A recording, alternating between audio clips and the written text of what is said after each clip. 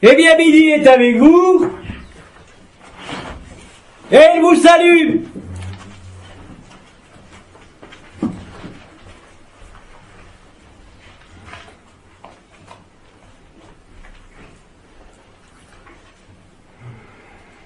Alors aujourd'hui, je vais m'exprimer sur la suite logique du processus d'évidence de votre résurrection, tout en vous rappelant toutefois qu'il existe aujourd'hui sur cette terre d'innombrables lignes temporelles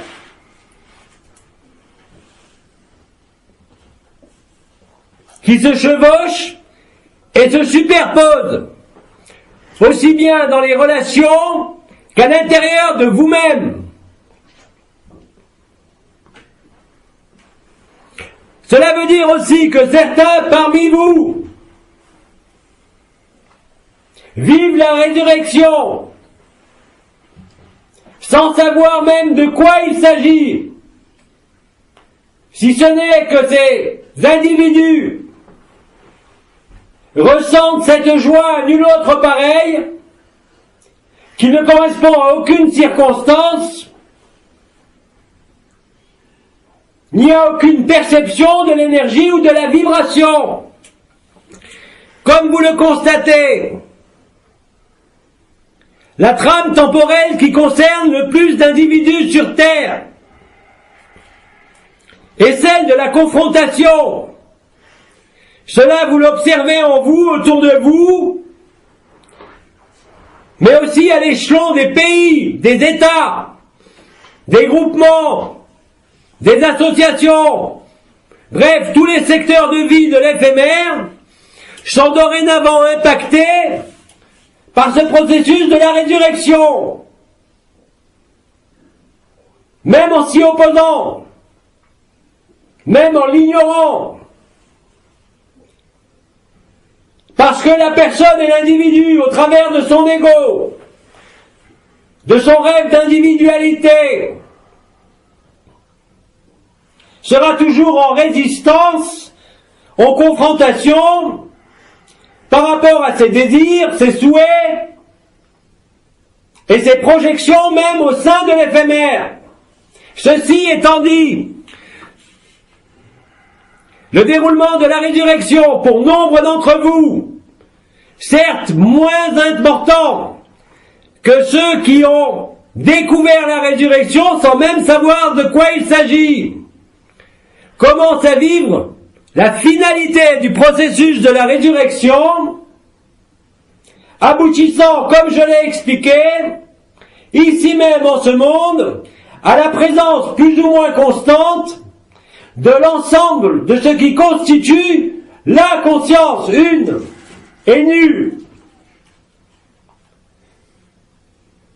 C'est-à-dire qu'au sein du théâtre de votre propre conscience, soit il existe seulement la conscience de l'ego, et où la trame temporelle sera le conflit, intérieur comme extérieur, particulier comme général et global.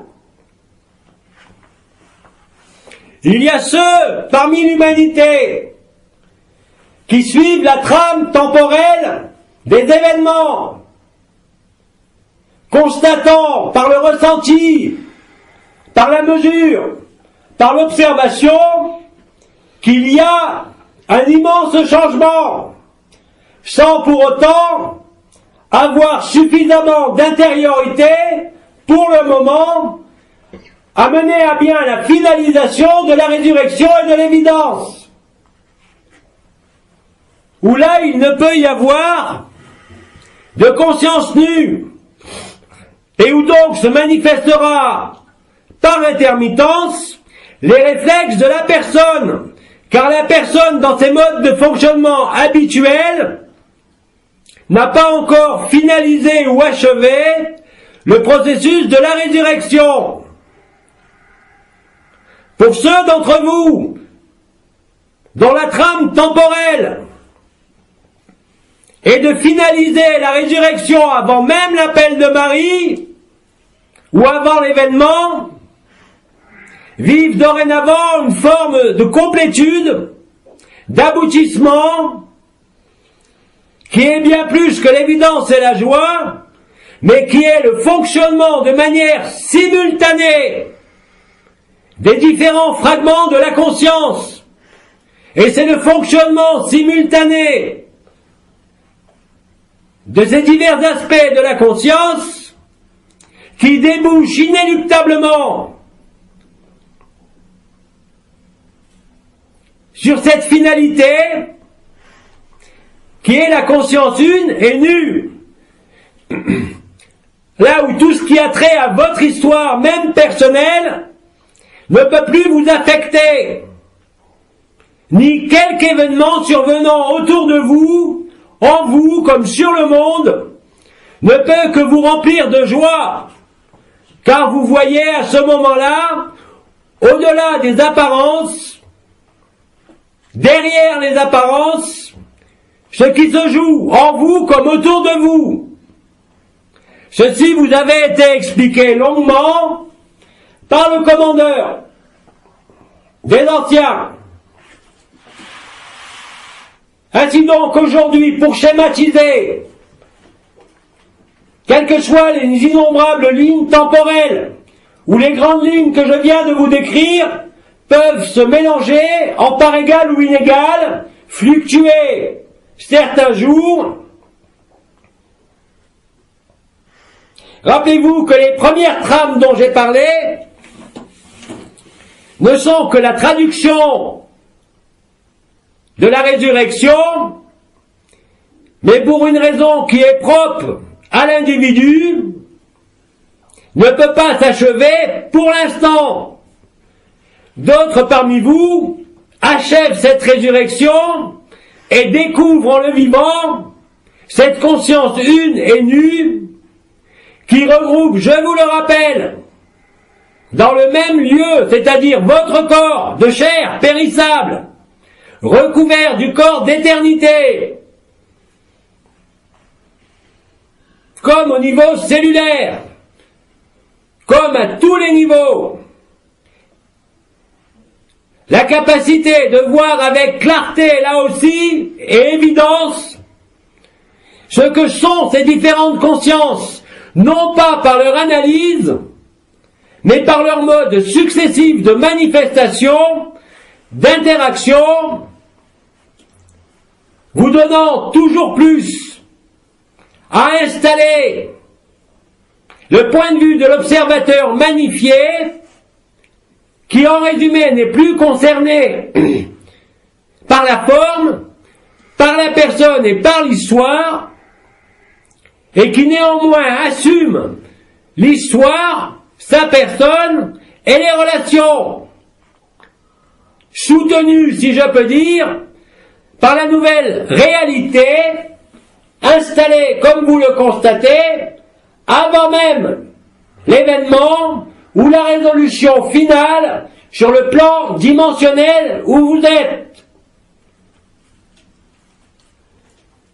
Retenez que plus vous êtes nombreux à emprunter cette trame temporelle ultime, celle de l'achèvement de la résurrection et de l'établissement permanent de la conscience une et nue, au travers de votre corps et de votre personne,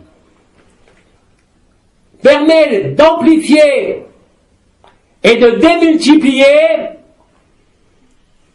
à la fois la conscientisation collective de la présence de la lumière, mais aussi le déclenchement de l'événement.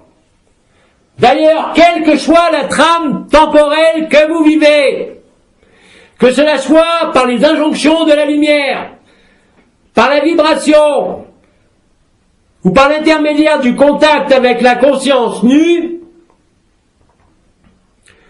tous, sans exception, se dirigent vers la réalité et la finalité de la résurrection. À ce moment-là, vous vivez réellement et concrètement que vous êtes pure lumière, malgré la présence du corps opaque dense de cette dimension, et malgré la présence plus ou moins résiduelle de votre conscience corporelle et de la conscience éphémère. C'est ainsi que la légèreté, la joie, le sourire, l'absence de questionnement, l'évidence de chaque minute de votre vie, quoi que vous en viviez, ne peut que vous remplir de satisfaction, de paix, d'absence de questions, d'interrogations, où vous laissez réellement la vie se vivre plutôt que de vivre votre vie. En touchant cette trame temporelle et en la vivant, quelles que soient les circonstances de votre éphémère, vous illustrerez à titre personnel ce qu'avait dit le commandeur: le chaos de l'éphémère entraîne la sérénité de l'éternité. Même si ce chaos concerne votre corps, vos problématiques ou tout autre problème affectant ce que vous êtes et ce que vous vivez.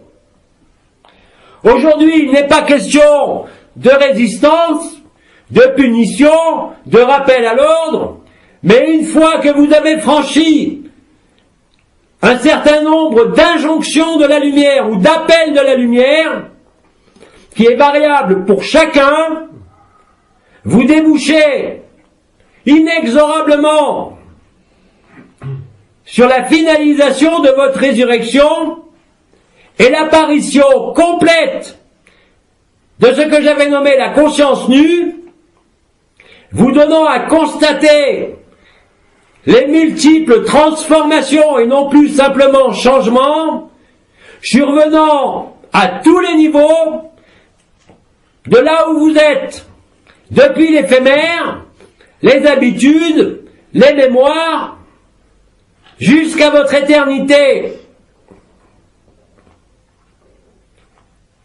Il y a réellement maintenant, pour ceux qui ont finalisé la résurrection, par le sacrifice conscient et lucide de chaque instant en tant que personne, il y a cette évidence. Vous devenez alors en quelque sorte non plus seulement le témoin de la lumière, mais le témoin de la résurrection et de sa finalité. À ce moment-là, et au-delà des transsubstantiations qui ont commencé, affectant bien évidemment non pas seulement votre conscience, mais même votre structure du sac de viande, vous apportant la preuve, pour vous, comme pour votre environnement, de la réalité de la lumière, de la réalité de l'éternité, et avant tout, de la réalité de l'amour que vous êtes, sans effort, sans attitude, sans réaction, libéré de tout passé, de tout conditionnement, comme de tout avenir.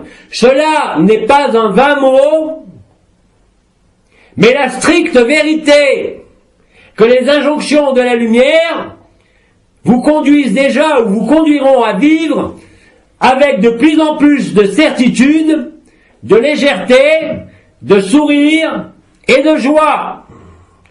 Il existe donc, on peut le dire, quelle que soit votre trame temporelle, individuelle comme collective qui existe sur la Terre, une forme de convergence claire, nette et précise, qu'il vous est donné même d'observer, pas seulement dans votre vécu, mais aussi sur l'écran de ce monde concernant l'action de ce qui fut nommé les éléments, les changements, les bouleversements, se produisant à tous les échelons de la vie. C'est en ce moment qu'il faut vous rappeler que ce que la chenille appelle la mort, le papillon l'appelle résurrection.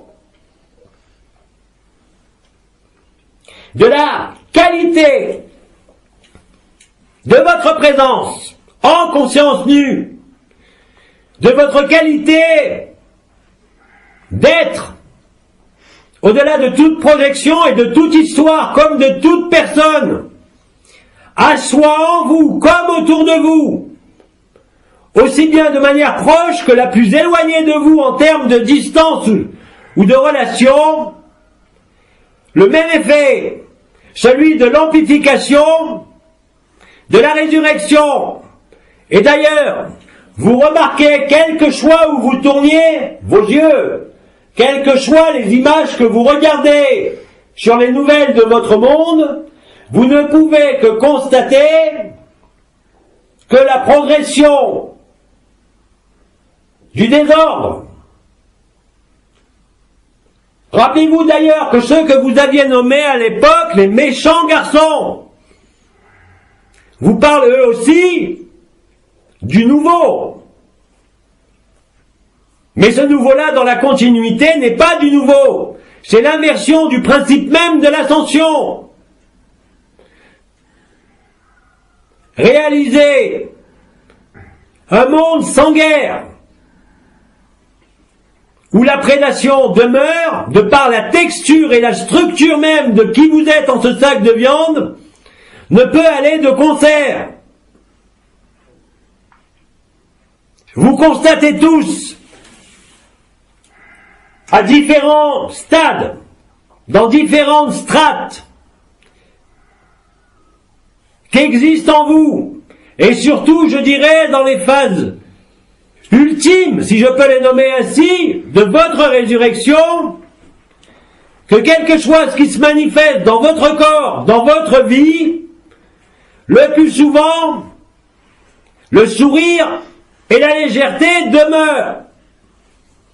C'est ainsi que vous apportez la preuve, non seulement à vous-même, mais aussi à tout regard extérieur, de la réalité de votre vécu et de votre transmutation.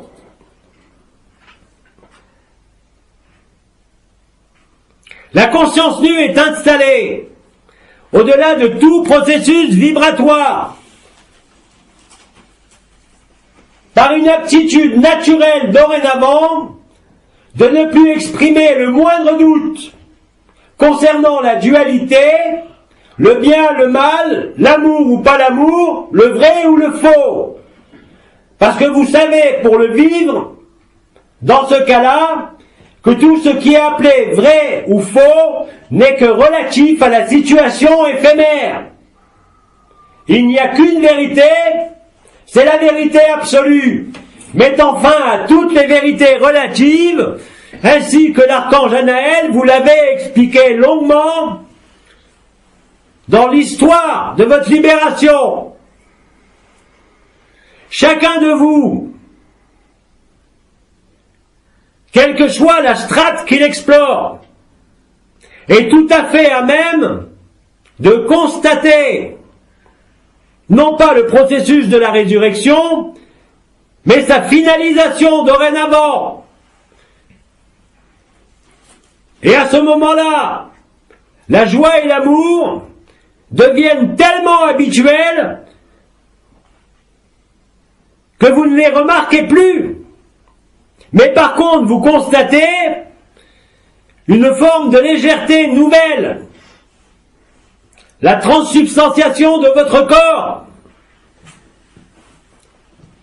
la disparition de différentes manières des attachements, des habitudes, de tout ce qui faisait vos repères auparavant. Vous n'avez plus besoin de repères ni de cadre, car l'amour et la liberté vous fournissent l'ultime repère et l'ultime cadre. Il peut vous sembler d'ailleurs, par moments, éprouver une forme d'irréalité ou d'illusion réelle de ce monde, dès l'instant où la conscience nue n'est plus chevillée, c'est le cas de le dire, à ce corps,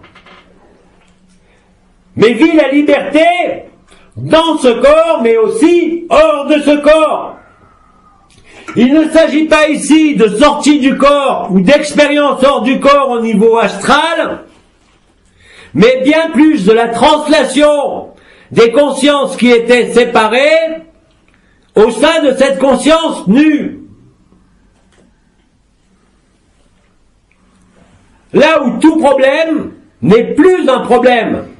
La notion même de problème ne peut plus exister. Quoi qu'il arrive, même si c'est un problème, il n'est pas vu comme le problème qui arrive, mais comme la solution qui est derrière. C'est une attitude de la conscience, une attitude de fonctionnement qui se fait naturellement. Vous n'avez pas à le forcer.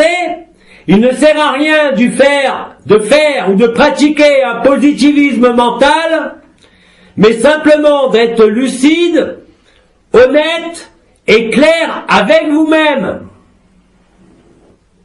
Clair avec soi-même, aujourd'hui, c'est simplement accepter ce que la vie vous présente, sans aucune restriction. Même si parfois, il peut être nécessaire d'agir au niveau de l'éphémère. Mais vous savez pertinemment à ce moment-là, pour le vivre en chaque circonstance, que l'éternité prend réellement toute la place.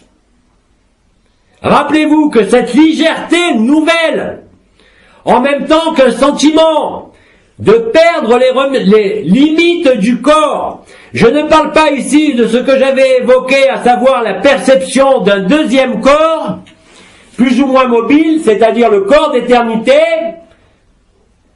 mais bien plus un affranchissement de plus en plus large, même par rapport à ce corps d'éternité. La conscience devient réellement nue, indépendante de votre forme actuelle, comme indépendante même de votre forme future. Là est la vraie liberté. Quelle que soit votre trame temporelle, quelle que soit votre assignation, quels que soient vos choix. L'évidence de la lumière, l'évidence de la grâce, l'évidence de votre résurrection doit occuper votre temps, votre conscience, vos journées et vos nuits, que vous le vouliez ou non. Ce processus est normal, même si cela aboutit dorénavant, non plus à des injonctions de la lumière pour ceux qui sont le plus avancés sur cette trame temporelle, mais bien plus une capacité à ne plus être figé dans un cadre, dans une forme, dans une définition, dans les habitudes de ce monde, ou dans quelque élément concernant un futur. Parce que pour ces individus, ces frères et ces sœurs-là, en quelque sorte, si je peux dire, l'événement a déjà eu lieu. C'est lui qui est responsable de cela, mais rappelez-vous que ce sont des trames temporelles et que certains ont dans ces trames temporelles quelques souffles d'avance sur la réalité collective. Pour ceux qui vivent cette finalisation de la résurrection et dont le sourire est omniprésent, quoi que dise le corps, quoi que dise le monde, quoi que dise la société et quoi que disent les habitudes, vous êtes réellement non seulement libérés, mais affranchis de la forme. Ce processus qui se déroule est rendu possible, et de plus en plus possible, plus les jours vont passer jusqu'au moment de l'événement, Je ne dois donc pas vous dire un délai ou une durée, mais simplement en vous appuyant sur la prééminence de votre vécu de l'éternité, chose que vous enjoint la lumière de plus en plus, que vous constaterez que quand l'éternité devient beaucoup plus importante dans tous les sens de ce terme que votre conscience éphémère, que tout se résout définitivement. Le sentiment de liberté, le sentiment d'être affranchi de la forme comme de l'histoire, fait de vous le Christ vivant, où plus rien ne peut être effectivement séparé, en ce monde comme en tout monde. Vous êtes alors à ce moment-là libéré de la personne, libéré de l'histoire, et aussi libéré de toute forme, puisqu'à ce moment-là, vous êtes capable, même si vous ne l'avez pas expérimenté, d'être toute forme, qu'elle soit humaine, extraterrestre, ou que cela soit une forme de conscience nommée rudimentaire en ce monde. Mais le plus souvent, il n'y a pas besoin, sauf demande particulière de la lumière, de répéter ces expériences. Car même si elles se répètent d'elles-mêmes, vous constatez que l'endroit, si je peux dire, où vous êtes le plus en harmonie, en lucidité et en vérité, c'est le silence et l'immobilité.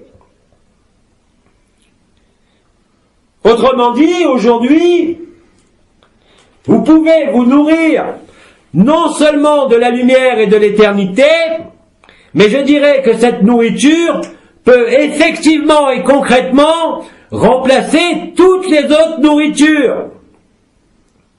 Ainsi est la résolution du seul à seul, où vous avez en quelque sorte conscientisé et vécu qu'il n'y a qu'une conscience, que le rêve d'individualité est un cauchemar, et qu'au-delà de la conscience, il y a l'origine de la conscience elle-même, ce que vous êtes antérieur à toute histoire, à tout scénario, à toute prise de forme, ou à tout jeu de la conscience, même au sein des mondes libres. Vivant cela, ne serait-ce qu'une fois, la notion de manque ne peut plus jamais exister. Vous êtes saturé de joie, saturé de lumière et saturé de vérité. Comment, au-dedans de cela, pourrait exister la moindre incertitude, le moindre questionnement, la moindre souffrance? Toutefois, si vous ne vivez pas encore cette trame temporelle, et que vous avez, d'une manière ou d'une autre, vécu l'amorce de la résurrection, vous n'avez pas à vous préoccuper de quoi que ce soit là non plus, bien sûr de mener à bien ce qui est à mener au niveau de l'éphémère, que cela soit votre travail, votre relation affective, votre relation avec votre corps, qui nécessite encore, même si la nourriture devient de plus en plus subtile, un minimum d'attention et de soins. Mais au-delà de cette routine d'entretien du corps, vous constatez que plus vous laissez l'éternité prendre tous les espaces, tous les temps, plus cela est facile et plus cela vous rend léger. De la même manière que dans la confrontation de l'éphémère et de l'éternel, et de leur ajustement, de leur syntonisation et de leur harmonie, le même processus se déroule dorénavant dans tous les secteurs de votre vie.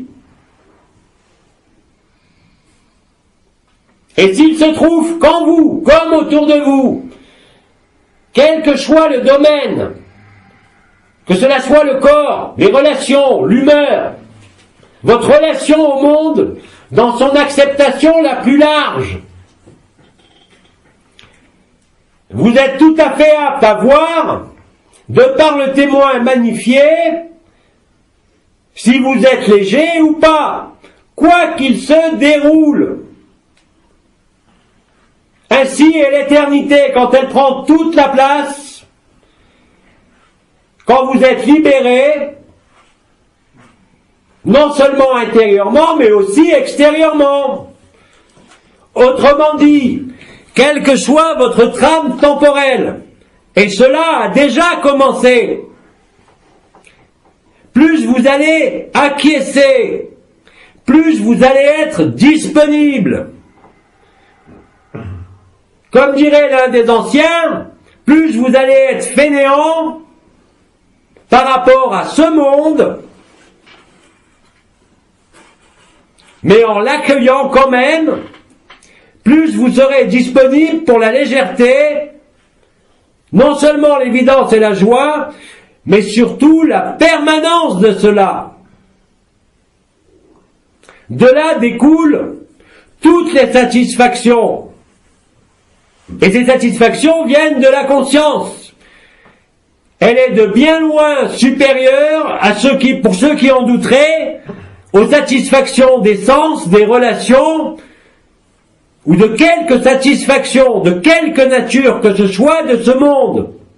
Et c'est en vivant cela que chaque jour vous acquiescez un peu plus à la vérité de votre résurrection et surtout à sa finalité.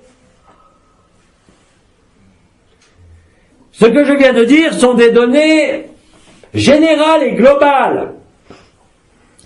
J'interromps mon exposé 2 ou quelques minutes afin déjà de vous poser la question: est-ce clair? Rappelez-vous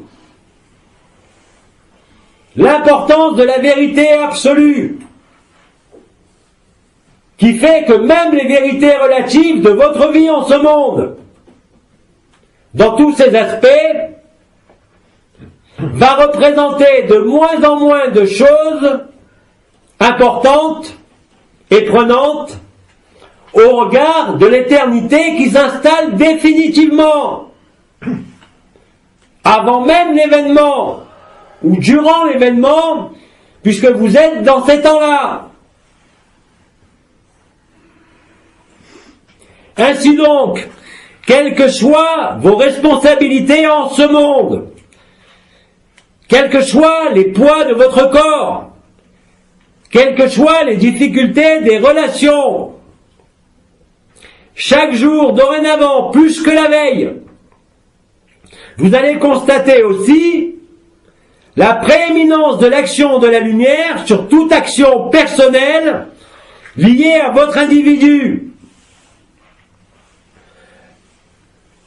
Au-delà de l'évidence et de la joie et du silence, la légèreté, cette légèreté découle bien sûr du positionnement de votre conscience, mais aussi de la superposition de votre corps sans couture, ou corps de lumière, sur votre corps physique. Nous vous avions expliqué les uns et les autres, depuis déjà des années, que vous percevriez ce nouveau corps, au-delà des processus vibratoires, au-delà des portes et des étoiles. C'est exactement ce qu'il s'est passé. Dorénavant, c'est le même processus par rapport à la scène de théâtre de ce monde. L'observateur magnifié est tellement présent qu'il s'est habitué à la scène de théâtre et il y a de moins en moins de goût. Il a du goût pour l'éternité, pour le vécu qu'il n'existe aucune scène de théâtre, et que toutes les scènes de théâtre, en définitive, même dans les mondes libres, ne sont que des jeux de la conscience, totalement libres, vous le savez. Et ils sont libres, justement, parce que vous vivez, vous qui êtes incarné, précisément ce processus de la résurrection. Dès l'instant où le serment et la promesse, actualisés complètement de manière individuelle chez nombre d'entre vous, se produit, alors je dirais que le processus collectif peut lui aussi s'enclencher, ou si vous préférez passer à une vitesse supérieure, comme vous le constatez si vous avez un regard lucide sur l'évolution de la société, de la terre, des climats, des éléments, de vos relations même. Tout est en phase de réajustement, de transformation, voire de disparition. Et vous n'avez aucun moyen pour vous y opposer. Vous ne pouvez que être peut-être trop installé dans les habitudes, quelles qu'elles soient, du fait de vos incarnations extensives en ce monde, mais dès l'instant où le serment et la promesse, c'est-à-dire à la fois la résurrection et surtout sa finalisation, se produisent, alors vous êtes réveillés. Vous savez que vous n'êtes pas de ce monde, parce que vous le vivez. Vous savez que vous n'êtes pas ce corps, mais que vous êtes dedans, parce que vous le vivez. Et que surtout, je le répète, comme la conscience d'éternité, la conscience nue, apparaît sur le devant de la scène en ce monde, chaque jour vous apportera une preuve de plus de la vérité de votre vécu, de la vérité de l'amour et de la lumière, et de l'illusion totale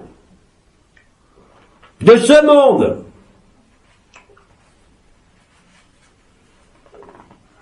Paradoxalement, cette découverte du serment et de la promesse individuelle, réalisée par les circonstances et les différents facteurs qui composent cette circonstance de fin des temps, permet cela, avant le moment collectif, vous donnant à actualiser, selon des modalités différentes, les charismes de l'esprit, qui ne sont pas les charismes du cœur, qui ne sont pas la compassion humaine, mais bien plus l'irruption du sensationnel, de ce que vous pourriez nommer le merveilleux, l'extraordinaire, au sein même de ce monde, malgré votre forme.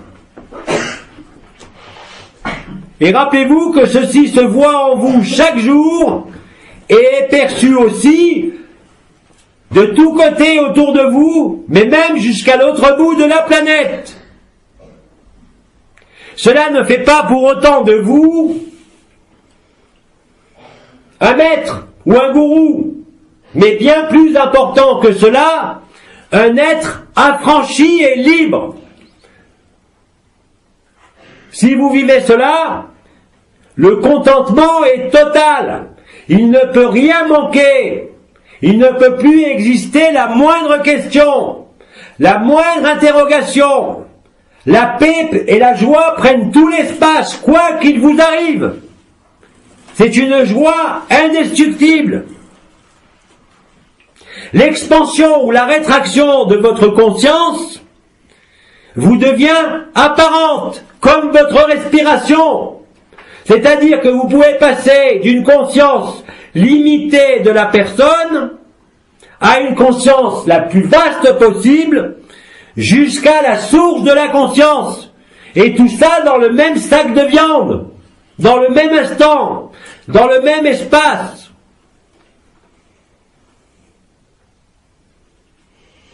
Vivant cela, et installant cela indépendamment de votre désir, de votre volonté, vous ne pouvez qu'acquiescer. Vous ne pouvez que remercier ce que vous êtes. Vous ne pouvez que rendre grâce et distribuer les grâces, parce que votre simple regard, où qu'il se porte, devient la grâce, que vous le vouliez ou non. Le champ d'énergie qui vous entoure n'est plus simplement votre aura, qu'elle soit astrale ou causale, puisque la résurrection s'accompagne de la destruction du corps causal. Donc ce qui émane de votre rayonnement, c'est l'âme et l'esprit, et absolument plus rien de votre personne. Alors bien sûr, dans l'environnement proche, pour ceux qui vous connaissaient auparavant, il n'y a plus aucun point de comparaison possible. Parce que ce qui était là avant, malgré la persistance de la forme et de la conscience éphémère, n'existe plus et est remplacé littéralement par la joie et la liberté, par la lucidité, par la légèreté. Mais où que vous en soyez aujourd'hui, saisissez bien que chaque jour qui passe et qui a l'opportunité de passer avant l'événement vous rapproche inexorablement, inévitablement de cette légèreté, de cette joie.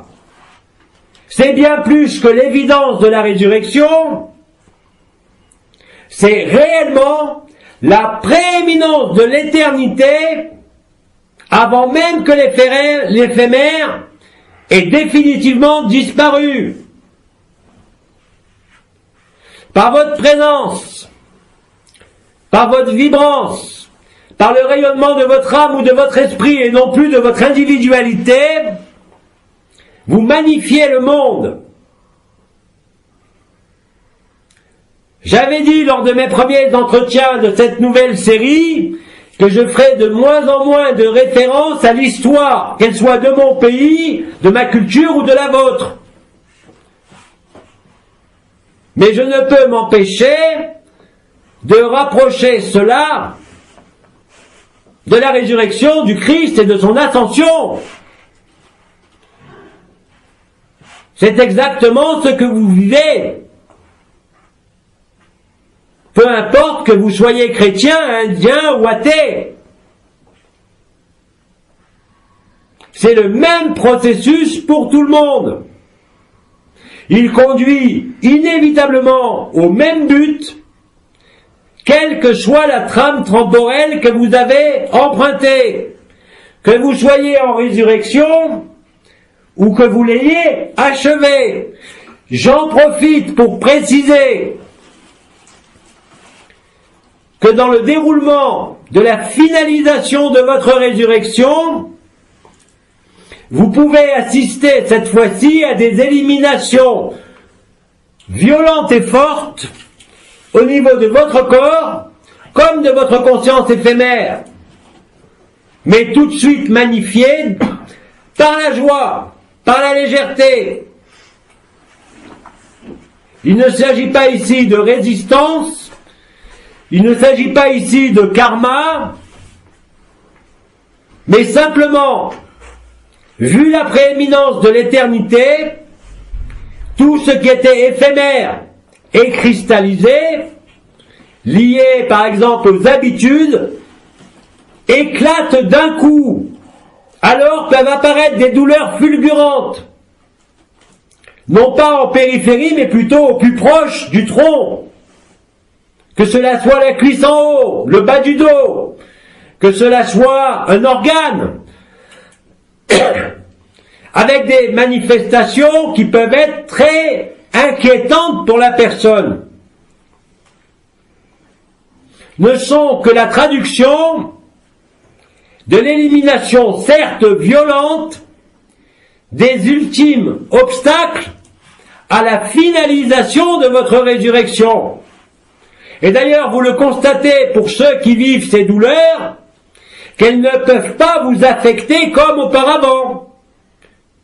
C'est-à-dire modifier de façon durable votre humeur, mettre en route le mental ou la souffrance. La souffrance est réelle, mais elle est apaisée par le baume de la légèreté.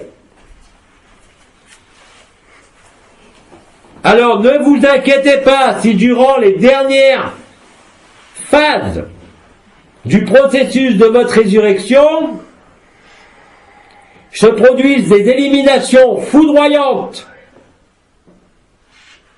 L'important étant de ne pas demeurer dans cette élimination foudroyante, même si pour cela, il est nécessaire de simplement traiter chimiquement.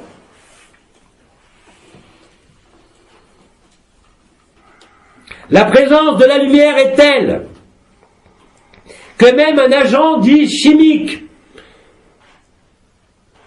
ne peut pas occasionner de dégâts du fait même de la présence de la lumière.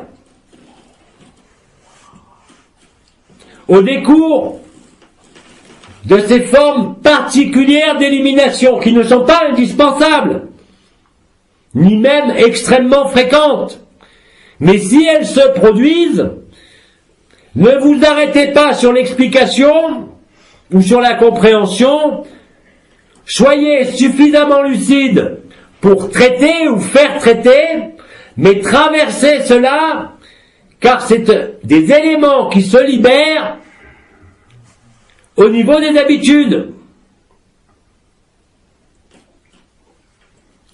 D'ailleurs, dès l'instant où peut se produire ce genre de choses, d'inconvénients,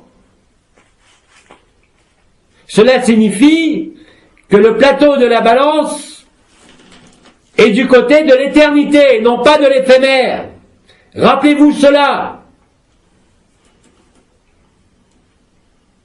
Et indépendamment de l'action peut-être chimique ou matérielle, si c'est une souffrance physique, rappelez-vous qu'au-delà de ça, qui est parfois nécessaire, vous avez déjà en vous cette résurrection qui est là, et qu'il y a juste à ce moment-là la laisser s'achever.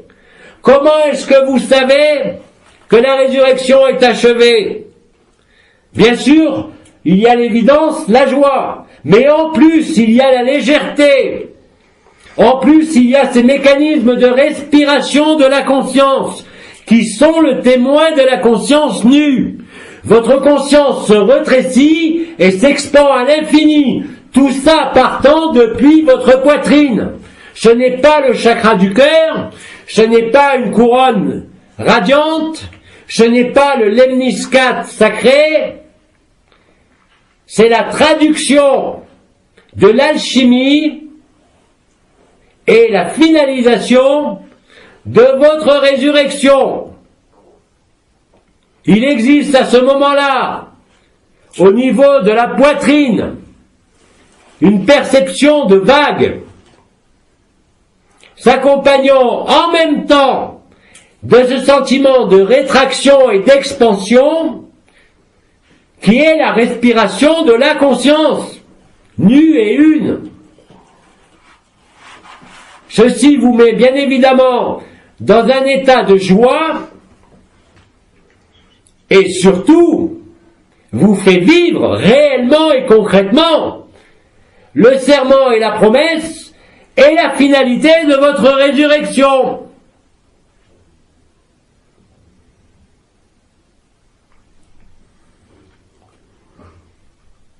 Aujourd'hui aussi, la différence par rapport au début de la résurrection, initialisée voilà quelques mois. Vous constatez que l'état d'être dans lequel vous êtes peut parfois déclencher à l'extérieur, mais qui est aussi à l'intérieur, une forme de ressentiment, non pas de vous-même envers vous-même, mais de tous les chercheurs qui sont enfermés dans leur tête et qui voient bien la réalité de votre résurrection, même s'ils ne peuvent pas poser de mots dessus. Et vous remarquez donc dans votre environnement, dans votre travail, dans votre famille, au sein des cercles amicaux ou fraternels, que parfois vous dérangez, parce qu'il y a une surprise, où les éléments habituels de la personne à travers le physique, la physionomie, la gestuelle, le comportement, les mots et le rayonnement ne peuvent plus être comparés à ce qui était là auparavant. En résumé, ça veut dire que vous pouvez devenir un parfait inconnu pour celui qui partage votre vie, qui est un enfant ou un parent. Ne vous alarmez pas de cela. Si toutefois vous auriez encore tendance à vous alarmer, cela est strictement normal. Il avait été dit à l'époque de ne pas évoquer autour de vous la fin des temps ou le processus qui est en cours pour ne pas entraîner de réaction. Mais aujourd'hui, votre simple présence dans la légèreté peut entraîner chez ceux qui suivent des trames temporelles différentes un dénigrement, une accusation ou une inquiétude. Parce qu'effectivement, pour celui qui ne vit rien, il était avec une personne donnée, avec un moment donné, dans un type de relation donnée, et là, il y a quelque chose d'autre. Ce n'est plus la même personne, ce n'est plus la même physionomie, ce n'est plus le même tempérament, ce n'est plus le même caractère, ce n'est plus les mêmes potentiels, et cela peut être déstabilisant pour celui qui ne vit rien. Alors retenez que si ce cas de figure vous arrive, parce qu'il va être de plus en plus fréquent, que le seul recours est le silence, et non pas les mots, non pas les justifications, non pas les démonstrations, mais demeurer justement dans ces moments-là dans le silence le plus parfait, et l'immobilité la plus parfaite, sans intention, sans désir. Et au-delà de la réaction initiale, de la situation donnée, vous constaterez qu'au-delà de la peur, de l'inconnu chez l'autre, il y a quand même une curiosité. Parce que la conscience est attirée au niveau éphémère par cette rupture de continuité entre avant la résurrection et après la résurrection. Je vous l'ai dit, c'est visible dans la physionomie, dans les gestes, dans les mots, et dans l'aura, qui n'est plus l'aura d'une personne, mais qui est l'aura du Christ, purement et simplement. C'est ainsi que dans toutes les traditions et dans tous les courants, des êtres ont vécu l'identification à Krishna, à la lumière, à la source, au soleil, au Christ,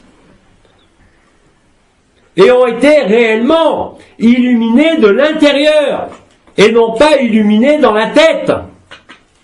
À ce moment-là, la respiration du cœur et de la conscience, car il s'agit bien d'une respiration du cœur et non pas d'un battement du cœur. Cette respiration du cœur donne des modifications au-delà de l'ondulation de ce que j'ai nommé contraction, expansion. C'est le mouvement de la conscience nue. Ce n'est plus la vibration de la supraconscience au niveau de la couronne du cœur ou même de la couronne ascensionnelle. C'est pas le lemniscate sacré. C'est bien plus que cela. C'est-à-dire qu'il vous est donné par les interactions qui se produisent au niveau collectif la possibilité de vivre d'ores et déjà au travers de ce corps et malgré ce corps, et malgré la présence encore d'une conscience éphémère. La totalité de qui vous êtes, non pas dans les formes ou les origines dimensionnelles qui ne vous servent plus à rien dorénavant, mais dans ce que vous êtes en vérité, au-delà de tout personnage et de toute histoire. Et c'est cela qui vous rend de plus en plus léger et qui vous donne à vivre, non pas le battement du cœur, mais la respiration du cœur et de la poitrine. À ce moment-là, vous savez que quand ça se contracte, quand ça se recentre, vous n'êtes rien. Et que quand l'expansion, en phase d'expansion de la respiration du cœur, à ce moment-là, vous êtes tout. C'est-à-dire que même dans ce corps physique, pour ceux qui suivent et qui suivront cette ligne temporelle inéluctable, vous allez le vivre. À la fois tout, à la fois rien. Plus aucune illusion d'être une personne ne peut alors subsister. Quel que soit, bien sûr, ce que la lumière vous permet ou vous demande de mener au sein de l'éphémère. Vous devenez vous-même cet inspire et cet expire du cœur. Il ne s'agit plus d'une vibration. Il ne s'agit plus du feu du cœur. Il ne s'agit plus d'une couronne radiante. C'est la conscience nue. L'inspire et expire est le premier mouvement de la manifestation de la conscience. Et vous l'illustrez à travers votre corps. Chose qui était encore impossible avant l'événement, il y a encore 2 ans. Et là, c'est possible. C'est de plus en plus extensif, malgré, pour le moment, le non-événement collectif. Mais vous êtes de plus en plus nombreux, contrairement à ce que les anciens et les étoiles et les archanges même ont pu prévoir, à savoir que le moment collectif, bien sûr, arrivera, mais il s'est déjà traduit pour certains d'entre vous, cet événement. Ceci vous garantit que quoi qu'il advienne à ce monde, quoi qu'il advienne à ce corps, que vous mouriez demain, dans l'instant, que vous soyez riche ou pauvre, que vous soyez jeune ou vieux, que vous soyez homme ou femme, ne fait plus de différence. Cela vous prouve de manière indiscutable que l'événement vous est déjà arrivé à titre individuel. Vous êtes dans le meilleur positionnement possible pour laisser se vivre le moment collectif sans en être impacté sur le plan physique ou sur le plan de la conscience.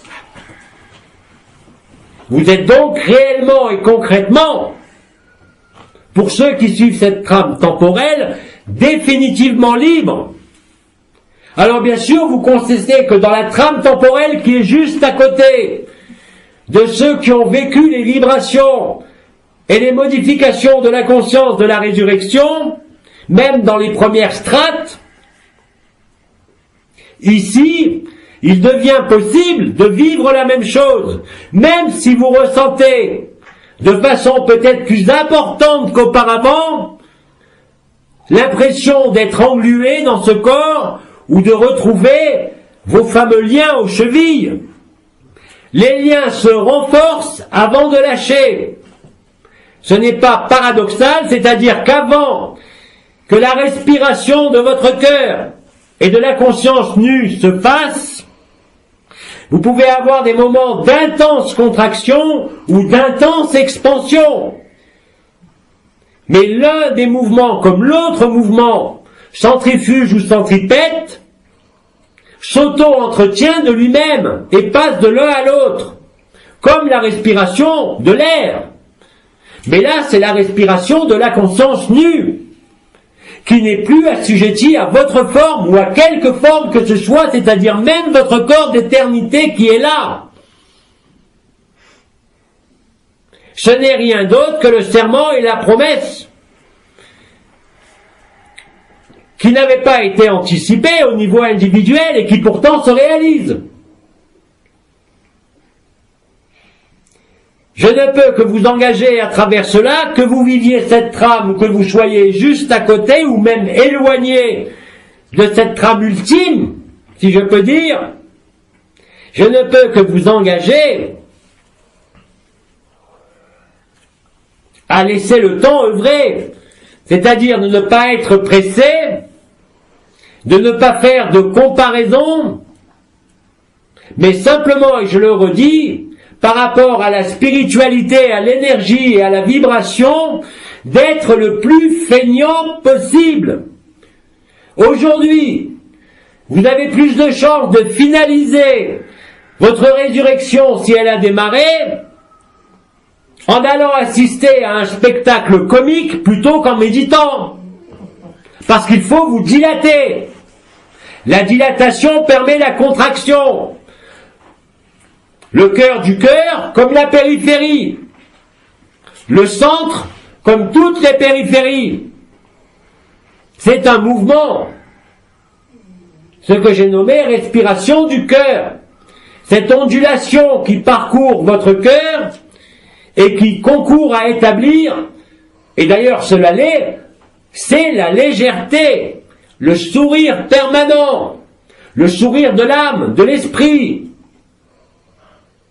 Même si votre visage est crispé dans la souffrance, vous êtes donc réellement et concrètement de plus en plus découplé, si je peux dire, de tout ce qui appartient à ce monde. Comme votre corps de chair qui appartient, je vous le rappelle, à ce monde. Tu es poussière, tu retourneras poussière. Alors l'esprit se révèle par la respiration du cœur, par l'immobilité, par le silence, par le regard, par tous les sens.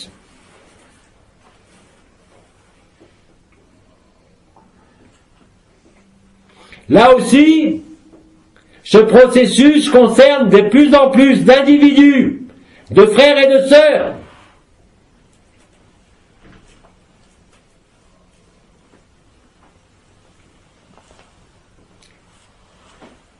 Rappelez-vous que vous n'avez pas à l'attendre, ni même à l'espérer, parce que l'intelligence de la lumière, vous le savez, quoi que vous en disiez, vous a mis très exactement dans les circonstances corporelles, familiales, émotionnelles, mentales et causales les plus adéquates pour vous, quelles que soient les apparences, pour vivre cette résurrection en totalité, qu'elle s'achève maintenant, au moment de l'événement ou au gris planète final.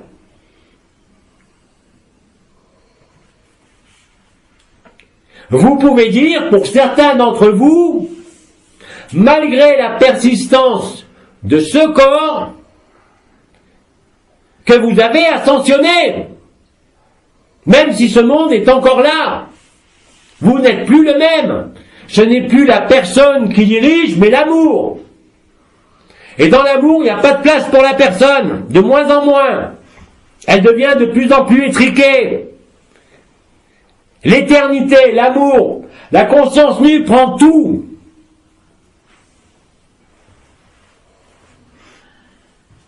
Et plus vous avancez vers cela, moins il peut y avoir de crainte, moins il peut y avoir d'interrogation ou de questionnement. Même si cela passe, effectivement, par des douleurs fulgurantes, par des humeurs qui s'inversent d'un coup et sans raison ou avec raison, vous n'avez jamais été aussi proche. Surtout pour ceux d'entre vous qui ont vécu la descente du cube métatronique dans le cœur. Ne vous alarmez pas dorénavant des bobos du corps, des bleus de l'âme qui s'évacuent. Ça ne fait que passer. Mais bien évidemment, c'est vous, dans ces moments-là, précisément, que vous voyez ce que vous nourrissez. Est-ce que vous nourrissez la personne ou est-ce que vous nourrissez l'amour et laissez l'amour œuvrer? De plus en plus, vous allez assister en vous à des miracles. Ces miracles vont devenir, pour certains d'entre vous, quotidiens.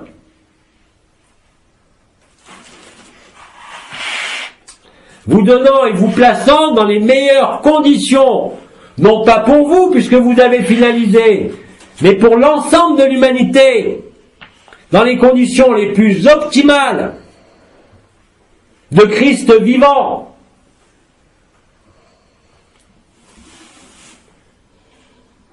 Et rappelez-vous que vous ne pouvez pas tricher. Rappelez-vous que vous ne pouvez plus vous mentir à vous-même. Il n'y a aucun alibi qui tient. Il n'y a aucune occupation de ce monde qui tient. Ce n'est pas vous qui le décidez. Nous vous l'avons toujours dit. Mais plus la lumière progresse, plus l'éternité se manifeste, et plus vous lâchez. Vous ne pouvez plus tenir à ce qui vous tenait au sein de l'histoire de ce monde. Et plus vous lâchez, plus la respiration du cœur s'amplifie, plus vous devenez léger. Et si vous regardez derrière, ou avez des réflexes qui vous emmènent derrière, dans le mécanisme ancien de fonctionnement de la personne, plus vous allez le sentir passer. Donc, n'ayez aucune culpabilité si au jour d'aujourd'hui, dans les semaines écoulées ou dans les jours à venir, se manifeste quelque chose de violent à quelque niveau que ce soit. Rappelez-vous que ce n'est que l'installation de la respiration du cœur, c'est-à-dire la finalité et la finalisation du processus qui a été initialisé voilà 4 mois. Tout s'accélère, vous le voyez partout. Et plus cela s'accélère, plus vous demeurez immobile, dans l'évidence, dans le silence. Je parle moins de la joie aujourd'hui, parce que cette joie est devenue habituelle, donc elle n'a plus besoin d'attirer la conscience. C'est cette fameuse légèreté de vos pensées, de votre physionomie, de vos activités, quelles qu'elles soient. Et surtout, cet état, ce n'est pas un sentiment de liberté, même en étant encore dans une forme qui n'est comparable à rien d'autre. L'absence de questions, l'acceptation inconditionnelle de tout ce qui se présente, même s'il faut réagir ou agir.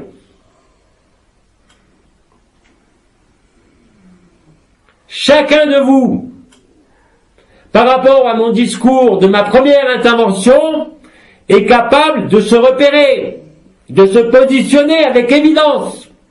Ce que je viens de dire ne souffre aucune exception, où que vous en soyez aujourd'hui.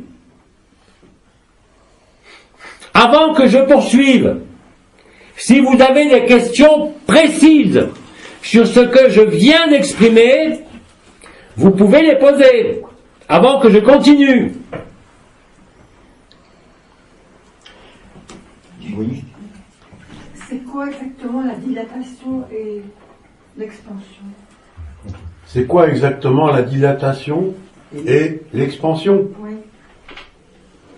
Je n'ai pas compris la question. Je crois. Vous dites qu'il vaut mieux Mais c'est quelque chose que vous sentez. Quand vous bougez le bras, vous le mettez en l'air, vous sentez qu'il est en l'air. Quand le cœur respire, c'est pas la respiration de l'air dans les poumons. En fait, c'est l'interaction du cœur organe avec le cœur d'éternité, le cœur du cœur, qui donne cette respiration. C'est senti, bien évidemment, au milieu de la poitrine, ça prend toute la cage thoracique, c'est indépendant de la respiration aérienne. Ici, c'est la respiration de la conscience. La conscience initiale est liée au feu, la première émanation de l'absolu, en la source. C'est ça que vous vivez. Donc c'est un ressenti réel de quelque chose qui ne sont pas les poumons, mais qui se situe au niveau organique, qui respire. Ce n'est pas un battement ou ce que vous nommez, je crois, contraction, dilatation, c'est une expansion. Et c'est perçu directement par la conscience, mais par votre système nerveux. C'est-à-dire que ça donne au niveau de la poitrine, et indépendamment de la respiration aérienne, ou même des ressentis vibratoires du chakra, des couronnes, du triangle de l'Eucharistie, de la nouvelle Eucharistie, ça n'a aucune importance. Parce que ce qui se présente en amont ou devant ça, c'est cette respiration. Vous ne pouvez pas vous poser la question sur cela. Savoir si vous le vivez ou pas. Parce que quand vous le vivez, vous le savez. C'est instantané. Vous avez le sourire aux lèvres et il ne pourra plus jamais vous quitter. Le témoin en est l'apparition de cette respiration particulière de votre cœur, qui n'est pas la contraction du cœur, ni le rythme des battements habituels du cœur. De la même façon qu'il y a de nombreuses années, par la descente de l'Esprit Saint, votre cerveau a changé de conformation, aujourd'hui votre cœur change de conformation. Ce n'est pas une vue de l'esprit. D'ailleurs, les signes au niveau de votre cerveau sont repérables sur vos examens que vous connaissez, de la même façon qu'au niveau du cœur, cet élément que j'ai nommé respiration, et non pas battement cardiaque, va apparaître aussi sur les enregistrements électriques. Parce qu'il y a deux nœuds de stimulation au niveau du cœur. Vous avez, sans rentrer dans les détails, l'ordre du cœur de battre, qui est inconsciente bien sûr, qui fait battre votre cœur, mais vous avez aussi en arrière du cœur ce qui a été nommé la goutte rouge et la goutte blanche, l'âme spirituelle et l'âme divine, illustrées par les chakras de l'âme et de l'esprit, ou si vous préférez les portes âle et unité, qui sont présentes en arrière de votre cœur. Et quand le corps causal est brûlé par la résurrection et que vous renaissez en éternité, alors le battement cardiaque n'est plus le même, parce que le deuxième foyer prend le relais, et c'est l'âme à ce moment-là, et l'esprit, et non pas la physiologie, qui imprime sa marque et qui fait battre le cœur d'une façon différente. D'ailleurs, toutes les sensations que vous avez eues, pas seulement depuis le début de la résurrection, mais depuis de nombreuses années pour certains d'entre vous, que ce soit les couronnes dont j'ai parlé, les douleurs sur les portes en ce moment, sont liées au même processus. Le même processus est d'ailleurs en train de commencer depuis quelques semaines. Ce n'était pas présent lors de mes nouveaux entretiens, voilà plus d'un mois. Mais c'est présent maintenant. Il y a ce qui se produit ici. Il y a la légèreté il y a bien plus que la foi ou la certitude de l'éternité. Il y a vécu réel de l'éternité, chantant tous les plans intermédiaires, toutes les lignées, les origines, les images de quelque monde que ce soit, pour vous établir dans ce silence et cette immobilité, ou si vous préférez, cette vacuité totale de votre personne. C'est là que la respiration du cœur survient. Et tu ne peux pas te poser la question. C'est pas une irrégularité du cœur, c'est pas une constriction, c'est pas les douleurs des portes, c'est pas la couronne radiante, c'est une respiration. Tu imagines, quand tu respires consciemment avec tes poumons, que cette respiration se produit aussi dans le cœur.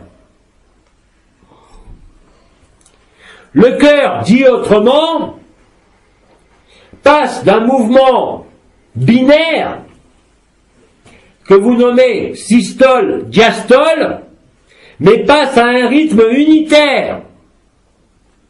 Bien évidemment, dans ce corps de chair, vous n'irez pas jusqu'à la modification physique de l'organe cœur, mais vous verrez les modifications de la conduction nerveuse dans le cœur.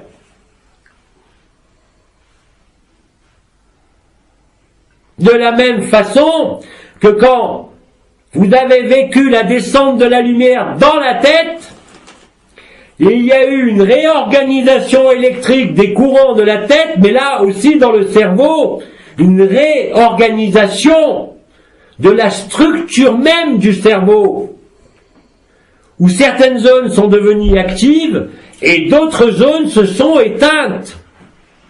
Tout ce qui avait trait au mythe, vous l'avez nommé, je crois, mythe d'immortalité de l'ego, au sentiment d'être un individu avec une limite, n'existe plus. Il ne peut plus exister dans le cerveau, ni dans le cœur, le sentiment d'être une quelconque individualité, puisque vous êtes relié effectivement, concrètement, à toutes les consciences, puisque vous l'êtes. Et vous l'éprouvez parce que vous le vivez. Donc la respiration du cœur peut se produire, et d'ailleurs c'est ce que vous décrivez, quand je viens vous voir en lecture de conscience, que ce soit la première ou ultérieurement. Vous pouvez tous ressentir cette légèreté nouvelle, même si ça ne s'installe pas. Aujourd'hui, il m'est possible d'initialiser cela en vous, afin que vous le reconnaissiez. Il vous suffit d'y penser, vous n'avez rien d'autre à faire, de vous remémorer cela pour le reproduire, presque instantanément. Je ne vous m'en renvoie pas au passé, mais je vous renvoie à un état qui a été vécu par notre rencontre intime, et que vous avez la possibilité de faire revivre à chaque minute. Je vous l'ai dit, je suis en vous comme vous êtes en moi. Sans aucune exception. Que vous l'acceptiez ou pas, ça ne change rien. Que vous le sentiez ou pas. Alors servez-vous de cette résonance réelle, permise par la résurrection, pour le vivre. Vous n'avez besoin de rien d'extérieur. Vous n'avez besoin d'aucune circonstance préalable. Vous avez juste besoin que votre conscience corporelle n'envoie plus de signaux à votre tête. Donc l'immobilité du corps, quand vous le pouvez. Le silence des mots, le silence des sens crée les conditions propices, non pas pour initialiser, oui bien sûr initialiser ou démarrer la résurrection, mais encore plus pour la finaliser. Parce que ce n'est pas vous qui la finalisez. C'est si vous êtes vous en tant que personne, dans l'immobilité du corps et dans le silence, et je ne parle pas ici de méditation, parce qu'il faut être lucide dans la personne, mais ne plus avoir d'informations qui remontent du corps. Cela se produit chez tout le monde, que vous ayez l'habitude de méditer ou pas, même si c'est difficile à certains moments. Mais profitez d'un moment où cela se produit pour observer cette respiration. Elle est là. Elle ne demande qu'à être consciente. Elle ne demande qu'à émerger, à condition que vous ne mettez personne devant, ni vos questions, ni vos interrogations, ni vos besoins de comprendre, ni vos désirs. Alors à ce moment-là, vous deviendrez léger et vous sourirez. Il ne peut en être autrement. De la même façon que j'ai dit quand j'étais incarné que mes paroles ne pouvaient pas échouer, aujourd'hui je vous dis à chacun de vous qui avez vécu quelque énergie que ce soit, quelque vibration, quelque expérience que ce soit, que là non plus, il ne peut pas y avoir d'échec. Il y a juste peut-être des délais. Le temps que vous acceptiez d'être immobile et en silence.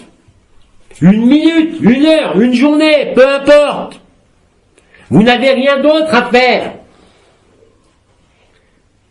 Je l'avais déjà dit lors des premiers nouveaux entretiens, c'est affreusement simple. Tant que vous voyez quelque chose comme compliqué, c'est que c'est votre personne qui s'exprime et qui bloque. Ce qui est imbloquable. Ce qui est inarrêtable et qui ne peut qu'entraîner que des douleurs, des rappels à l'ordre.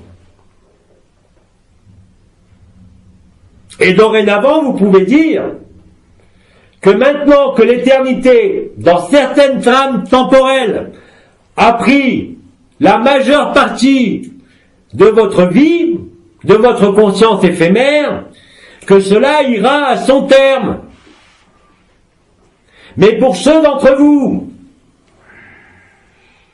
qui sont encore dans les doutes et les interrogations, dans le besoin de mesurer, de se confirmer, de jauger en quelque sorte, le simple fait de jauger prouve que vous n'êtes pas libre.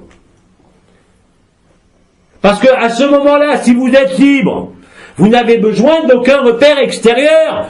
Tournez-vous réellement et concrètement parce qu'il se passe ici au milieu de votre poitrine et ça suffit. Mais ça paraît tellement simple pour l'ego qu'il va toujours vous trouver des stratégies, des oui mais, des interrogations, des besoins de comparaison qui empêchent votre liberté d'être apparente et de plus en plus présente. Si vous saisissez cela, alors c'est facile.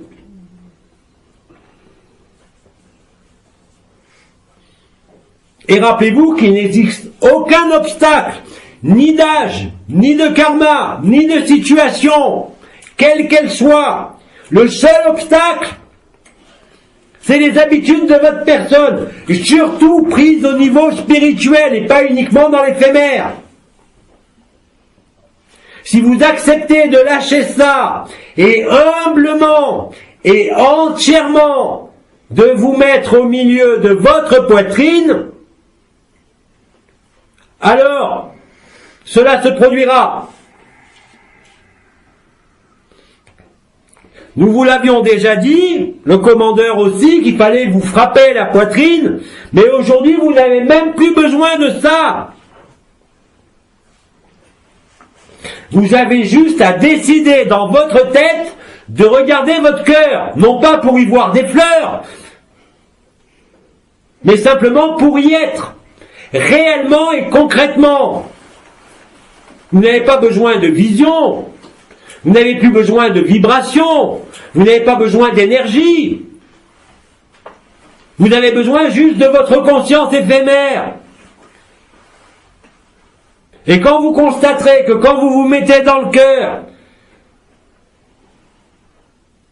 la légèreté est là, la joie et l'évidence bien sûr aussi, mais qu'en plus, cela grandit, cela est de plus en plus puissant, alors vous lâcherez les dernières armes de l'ego, des habitudes, de ce monde, des conventions sociales, morales.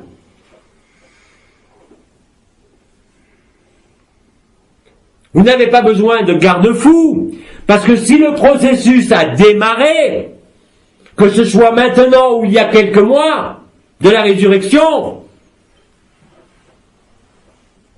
alors vous n'avez réellement et concrètement rien à faire.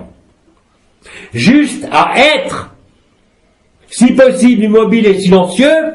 C'est une posture intérieure, il n'est pas question de se mettre au lit sans bouger pendant 24 heures. Il est question de poursuivre ce que vous êtes en train de poursuivre dans les obligations de ce monde et de penser à cela, à votre cœur. Et la respiration va s'établir, vous allez finaliser très vite.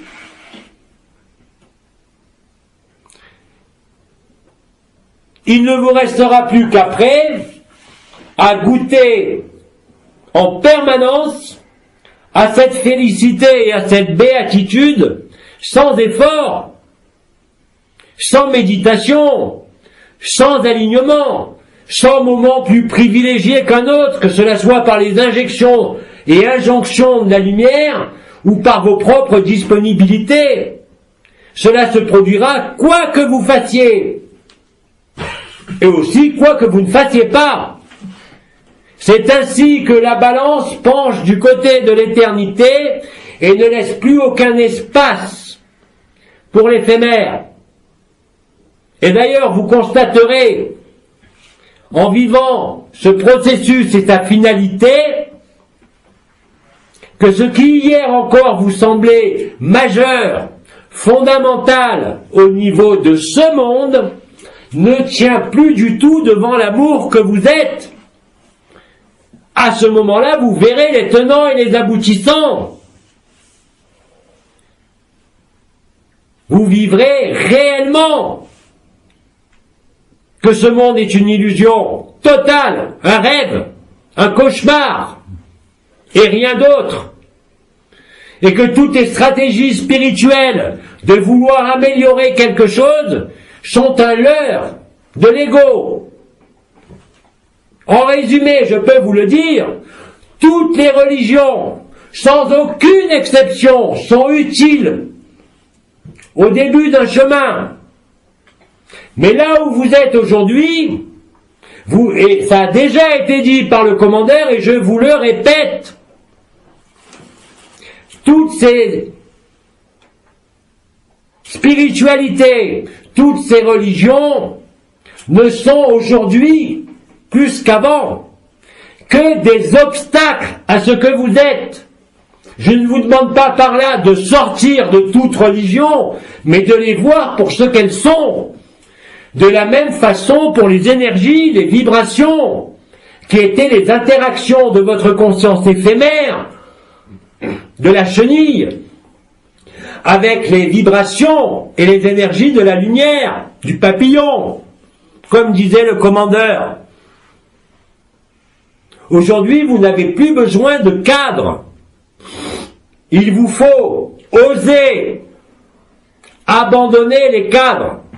Je ne vous ai pas dit d'abandonner votre vie ou votre famille, mais d'arrêter de penser qu'il peut exister un comportement, une attitude, une capacité de la personne à vivre cela. C'est impossible.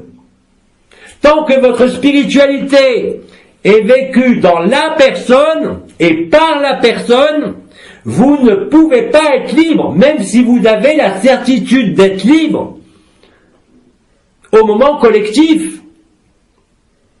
Et que je vous rappelle que le commandeur vous avait bien dit, à travers ces trames temporelles et le chemin individuel que vous auriez à parcourir entre la résurrection et le gris planète final, ne sont pas du tout les mêmes.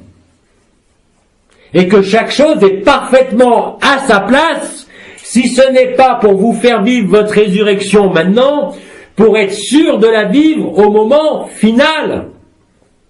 Et déjà lors de l'appel ou de l'événement initial.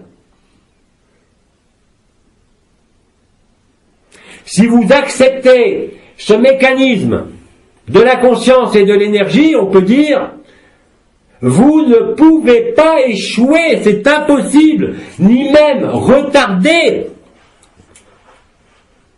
Tout cela se passe dans l'instant. Et il ne dépend que de vous, cet instant. Quelles que soient les injonctions de la lumière, quel que soit votre cadre de vie, votre âge, votre corps, que sais-je encore, oubliez définitivement tous les repères de ce monde. Ça ne veut pas dire quitter ce monde avant tout le monde, ça veut dire simplement être lucide, voir clair, et non pas s'appuyer sur des suppusations, sur des énergies, ou sur des perceptions ou des ressentis. Les ressentis, les perceptions, les énergies et la vibration ne sont que des interfaces entre l'éphémère et l'éternel. Et c'est tout. Mais jamais une vibration qui est une expansion de la conscience ne pourra permettre la disparition de la conscience. C'est-à-dire ce mouvement d'alternance de la respiration du cœur. Ça veut dire qu'aujourd'hui, plus que jamais, ce n'est pas votre vie, ni votre âge qui est un obstacle, ni même vos croyances, ni même vos adhésions. Mais c'est le fait que ces croyances et ces adhésions vous enferment littéralement dans la personne, sous des alibis dits spirituels.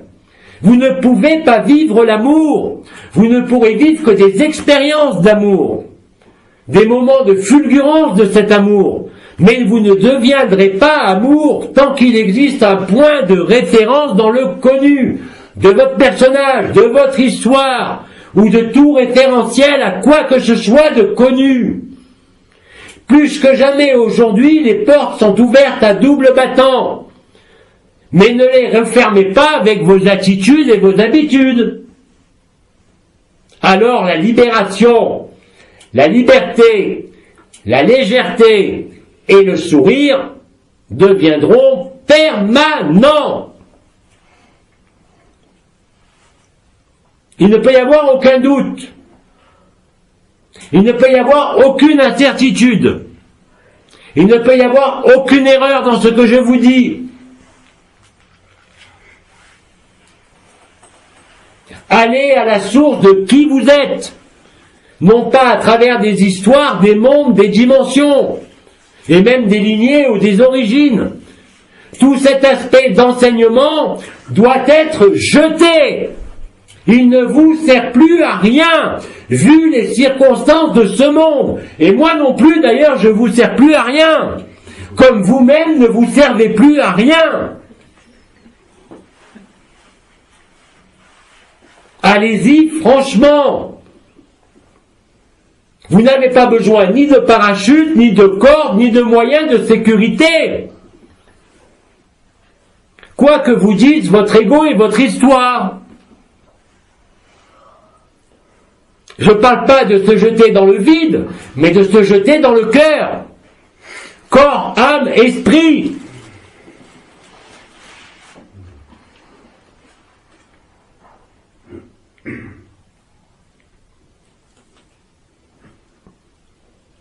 A-t-il d'autres questions? Oui.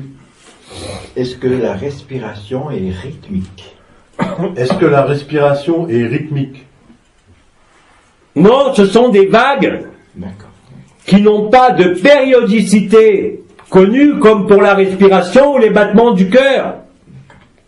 Cette expansion et cette contraction qui n'en est pas une, un recentrage si vous préférez, a un rythme qui n'est pas constant, il oscille, mais il va devenir, si ce n'est déjà le cas, constant dans sa manifestation, même si effectivement l'amplitude varie, la fréquence varie, Et chaque temps peut varier aussi entre l'expansion et la contraction, ou le recentrage si vous préférez. Mais tout cela se fait naturellement. Vous pouvez juste porter votre attention, si cela se produit, sur la respiration du cœur. Et à ce moment-là, vous allez constater, pas toujours, mais souvent, que vous êtes cette conscience nue, qui ne dépend et n'est affectée par aucune forme ni aucune dimension. Vous êtes antérieur à la première forme, antérieur au premier monde.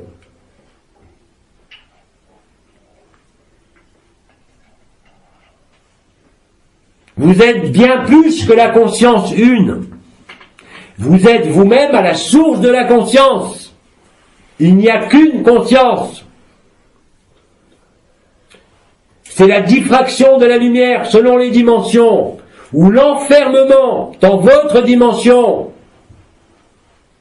qui crée l'illusion de la séparation, ou de la distance, ou de la progression, ou de l'évolution.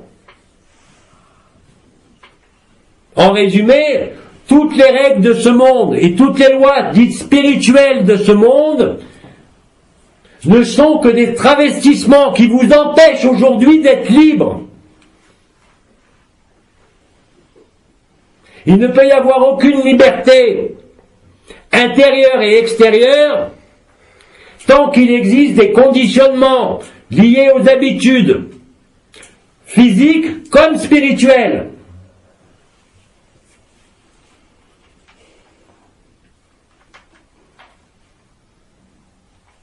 Et cela ne dépend que de vous, et seulement de vous. Il n'existe aucun obstacle du corps, de l'âge, de la famille, du pays, ou de ce monde, qui peut être un obstacle. C'est que votre regard le voit comme un obstacle. Je vous l'ai dit, les portes sont grandes ouvertes. Mais vous ne pouvez rien emmener. Ni bagage, ni histoire, ni mémoire. C'est ça le sacrifice, dorénavant. C'est un mécanisme intime du jeu de votre conscience. Quand je dis qu'il ne dépend que de vous, ça ne veut pas dire que vous pouvez agir dessus, mais que c'est simplement l'emplacement de votre présence sur ce monde qui résiste. C'est pas une habitude seulement. C'est, je dirais de manière beaucoup plus générale, la croyance en ce monde. C'est-à-dire que vous ne voyez pas réellement en conscience qu'il est illusoire, qu'il n'existe pas. Alors qu'en conscience nue, même si le corps est présent, vous voyez clairement, par l'essence spirituelle, que ça n'existe pas, que ça ne fait que passer, et maintenant trépasser. Autre question par rapport à cela, et si j'en ai le temps? Il reste du temps.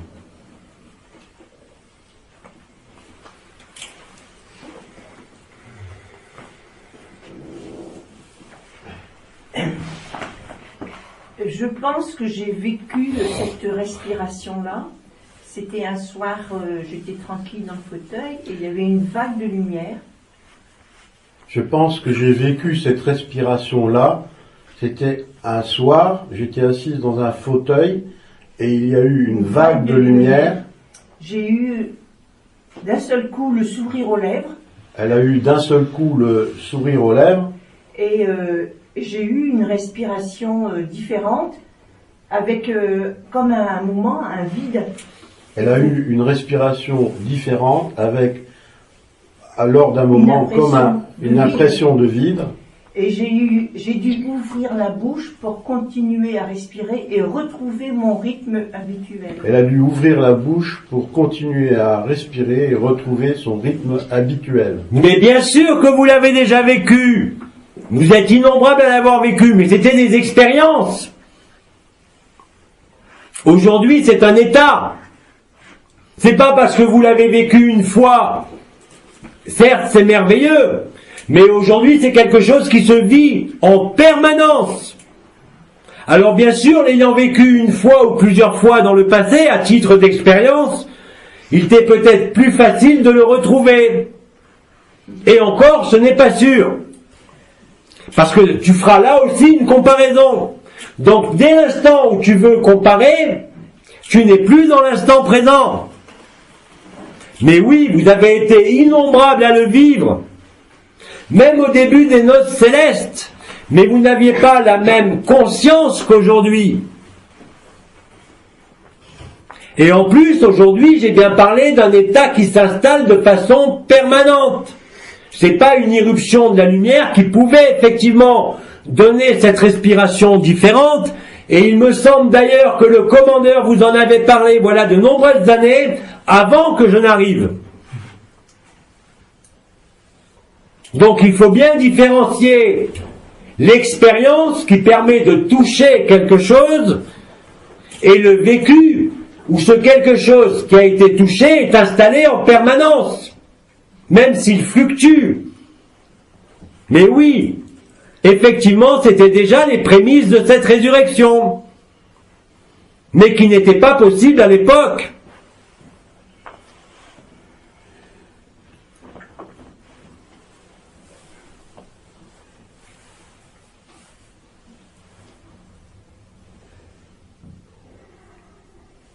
De même qu'il est différent de vivre des états d'amour, d'expérience d'amour, que cela soit avec les peuples de la nature, que cela soit avec votre amoureux ou votre amoureuse.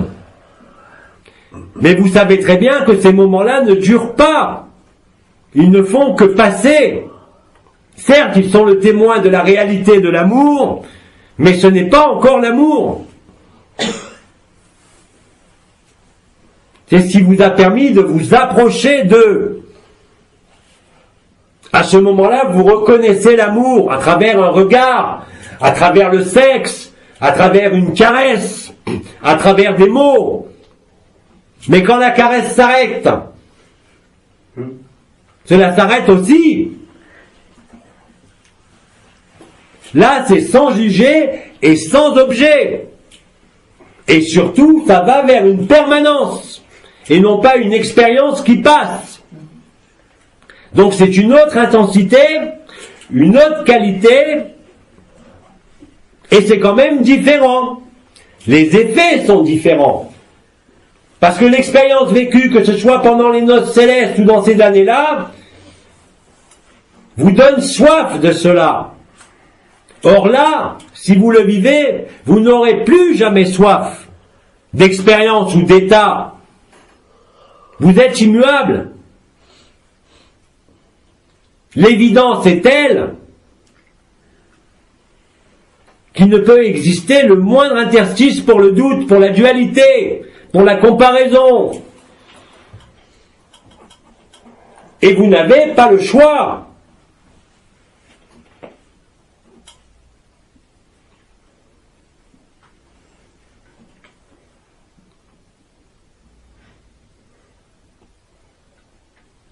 Et d'ailleurs, si vous portez votre attention et votre conscience sur la région de la poitrine, et que vous demeurez immobile et silencieux, vous allez sentir cela. Je vous l'ai dit. Lors des lectures de conscience, cela se produit. Dans nos moments de fusion silencieuse, cela se produit. Le fait que ça s'installe ne dépend que de votre sacrifice réel. Avez-vous accepté de n'être rien du tout? avez-vous considéré que vous n'êtes rien?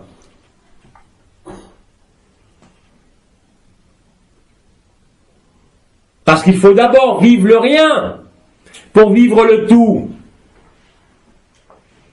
Parce que vivre le tout sans vivre le rien fait partie de l'illusion. Et les risques d'inflation de l'orgueil sont très présents.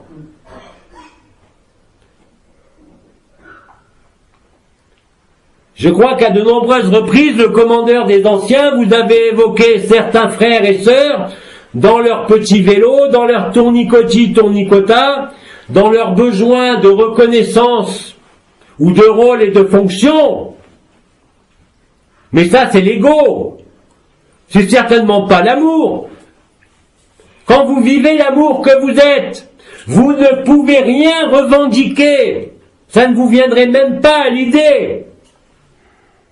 Et surtout pas une forme, une rôle ou une fonction. Surtout en ce monde. Tant qu'il existe une revendication de ce genre, vous n'êtes pas libre. Pas totalement.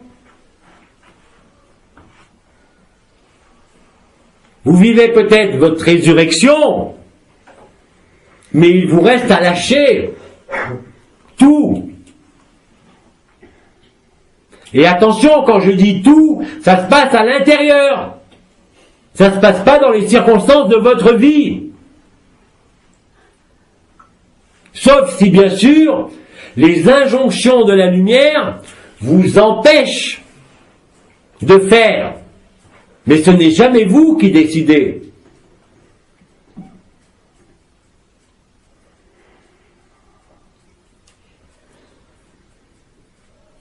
Autre question par rapport à cela.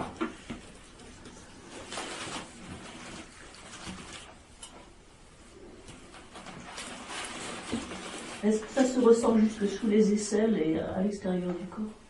Est-ce que cela se ressent jusque sous les aisselles et à l'extérieur du corps? Ce qu'il se ressent à l'extérieur du corps et sous les aisselles, c'est autre chose. Quand je parle de respiration, j'ai bien montré ici, et pas sous les aisselles.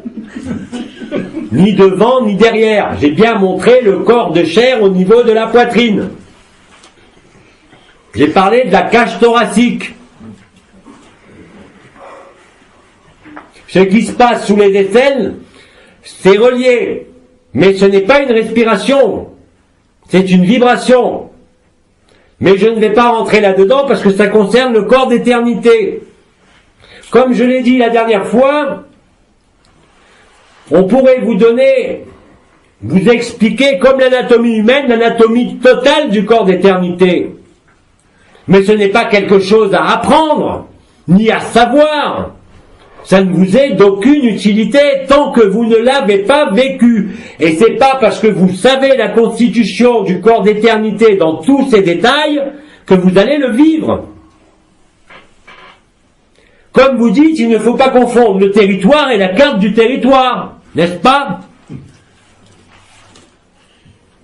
Il n'y a que le vécu qui vous affranchit, et pas les concepts, pas les énergies. C'est la conscience qui libère la conscience.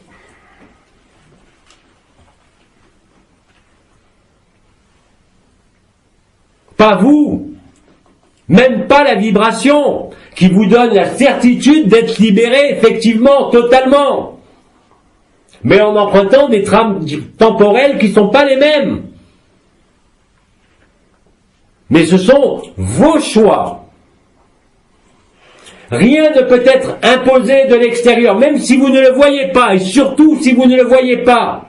Et si vous ne le voyez pas, qu'est-ce que vous faites? Nous le faisons tous, tant que nous ne sommes pas libres.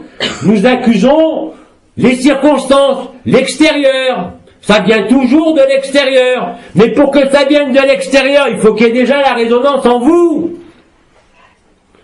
À n'importe quel propos, à n'importe quelle énergie.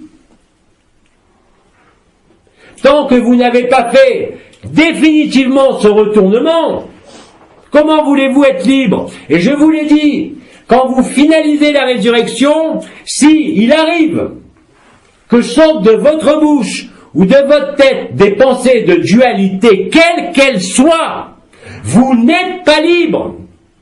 Vous êtes libre de la personne, mais pas de l'histoire. Vous constatez, quand vous vivez cette finalisation de la résurrection, que même si vous voulez penser noir, ombre, négatif ou dualité, vous n'y arrivez plus. Donc c'est simple de voir si vous y êtes ou pas.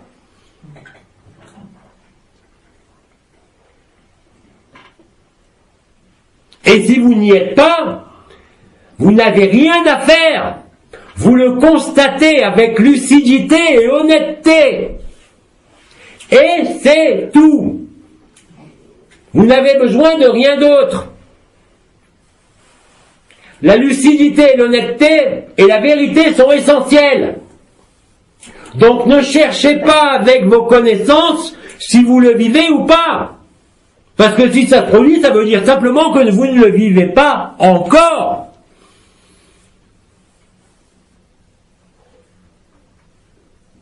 Et encore une fois, même à travers ces différentes trames temporelles, même à travers la séquence de votre résurrection, il n'y a personne qui est supérieur ou inférieur.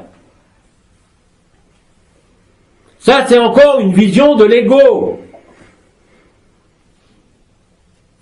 Dans la vérité, dans la finalité de votre résurrection, au-delà de l'évidence, il y a la perfection totale.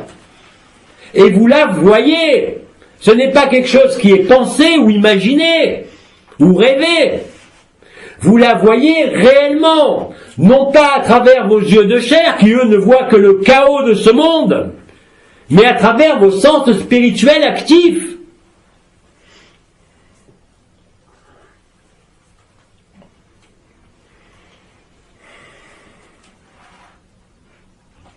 Celui qui vit cette finalité ne peut plus penser ombre et lumière, ne peut plus penser dualité, ne peut plus juger.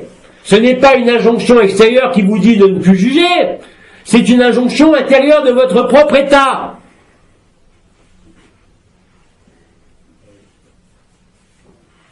Et il n'y a pas de oui mais.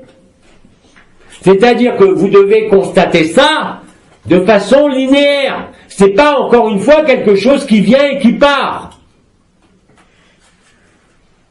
Si vous y êtes, vous êtes léger. Il n'y a pas seulement l'évidence du silence et de la résurrection.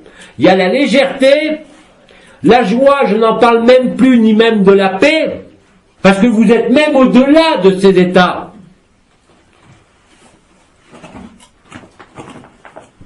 Je vous dis, la seule conscience qui ait vécu cela jusqu'à son terme, il n'y en a pas eu 50. Il y a eu le Christ. Je ne parle même pas de ceux qui ont emmené leur corps. Et aujourd'hui, il y a chacun de vous. Mais c'est soit l'un, soit l'autre. Jusqu'à présent, le seul à seul, c'était la conjugaison et l'effacement de l'un ou de l'autre. C'était une alchimie. Et maintenant, réellement et concrètement, si l'éphémère a été intégralement réabsorbé dans l'éternité, vous avez finalisé votre résurrection. Et il y a cette respiration, et il y a l'impossibilité totale, même de penser à l'intérieur, à l'ombre, à quelque ombre que ce soit, parce que vous ne voyez que la lumière, qui est au-delà de ce plan et de sa dualité, et vous ne pouvez plus être soumis à une appréciation bien mal. Vous ne pouvez juger personne.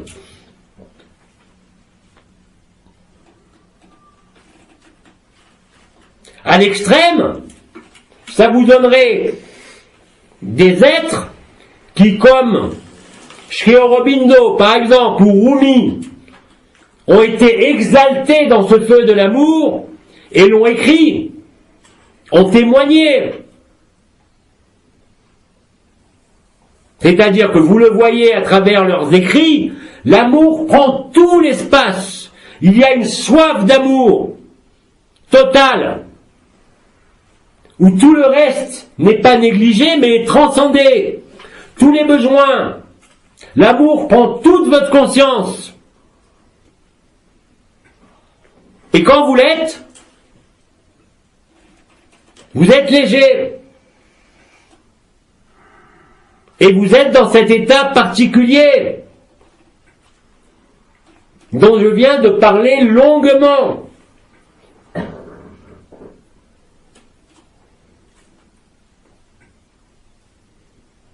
Nous avons atteint le temps imparti. Alors Billy va vous laisser vous reposer et il vous dit à dans un peu de temps pour notre deuxième entretien. À tout à l'heure. Merci.